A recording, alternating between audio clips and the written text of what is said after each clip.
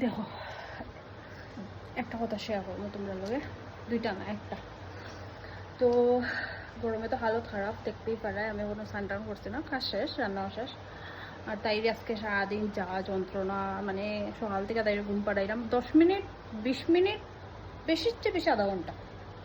আচ্ছা চলো এটা হতে স্যার দেখিও, যে সময় আমরা একটু তাড়াতাড়ি কাজ করবো বা তাই যদি ঘুমায় তো আমি চাইছেন হয় আমি একটু তাড়াতাড়ি কাজটা করে নেব, কিন্তু এরকম হইয়া ওঠে না। তখন আমার কিন্তু হইব মানে আমি চাই না আমার অত বেশি রাগ উঠে তা হইতাম, 1 নম্বর। আর 2 নম্বর এরকম রাগ মনে হয় আমি আমার হাজবেন্ডের লগে মনে হয় ঝগড়া করলে, দেখো মানে প্রচণ্ড গরম পড়ছে, তো ঝগড়া করলে এরকম মনে হয় আমার রাগ উঠে না।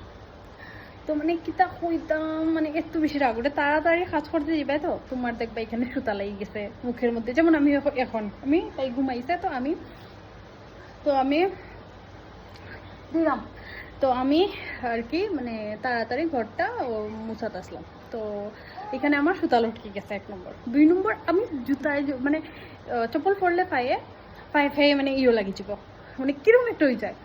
এরপরে হয় নাকের এখানে চুলকাই, যে সময় আমি ঘরটা মুছার থাকে তো ইয়ে দিয়েই মুছি, তবুও হাতে তো স্বাভাবিক নোংরা লাগে না, তো আমি তাই ধরি তো এটার লেগা, তো তখন এখানে চুলকাইবো নাইলে এইখানে চুলকাইবো, খার লগে এরকম হয়। ইস মানে কিন্তু তখন মানে কত বেশি রাগ উঠে।